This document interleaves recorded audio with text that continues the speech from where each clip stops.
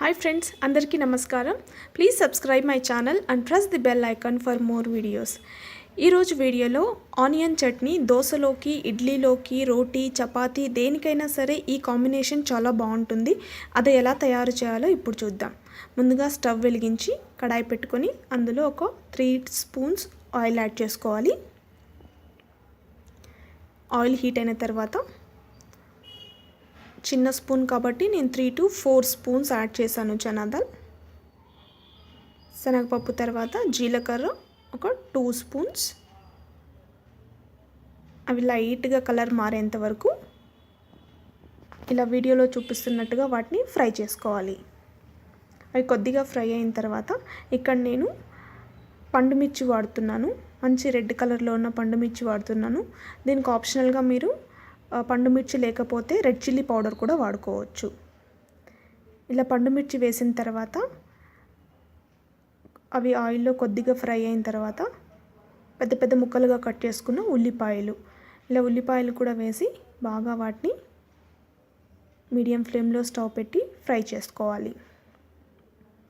ఇప్పుడు పచ్చడికి సరిపోయేంత సాల్ట్ యాడ్ చేసుకోవాలి.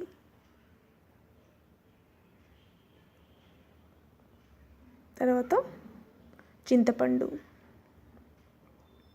ఇవన్నీ యాడ్ చేసుకొని ఫ్రై చేసుకొని పక్కన పెట్టుకోవాలి. ఇది బాగా చల్లారిన తర్వాత ఒక మిక్సీ జార్ తీసుకొని ఈ మిశ్రమాన్ని అంతా మిక్సీలో వేసుకొని మనము మిక్సీ పట్టుకోవాలి.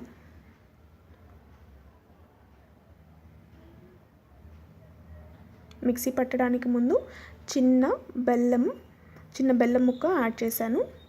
బెల్లం వేయడం వల్ల మంచి టేస్ట్ వస్తుంది.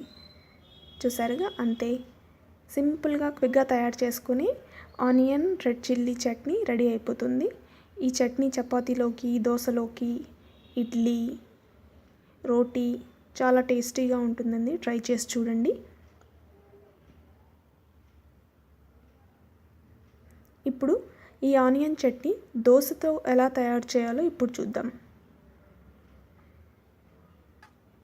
దోస పాన్ పెట్టుకొని కొద్దిగా ఆయిల్ స్ప్రింకిల్ చేసుకొని ఇలా ఆనియన్తో చేసుకోవడం, ఇలా రుద్దడం వల్ల దోసలు బాగా రెడ్గా క్రిస్పీగా వస్తాయి.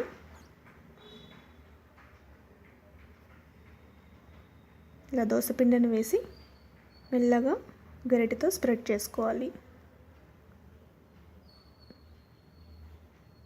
స్టవ్ మీడియం ఫ్లేమ్లో పెట్టండి. హై ఫ్లేమ్లో పెడితే దోస త్వరగా కలర్ చేంజ్ అయిపోయి క్రిస్పీగా రాదు.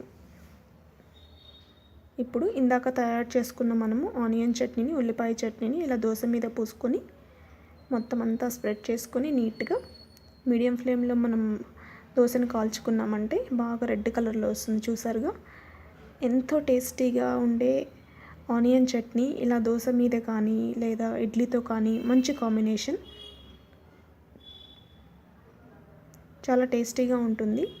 ఈ రెసిపీని మీరు ట్రై చేసి మీ ఫ్యామిలీ మెంబర్స్తో రుచి చూడండి. ఈ వీడియో మీకు నచ్చినట్టయితే లైక్ చేసి, షేర్ చేసి, సబ్స్క్రైబ్ చేయడం మర్చిపోవద్దు. Thank you.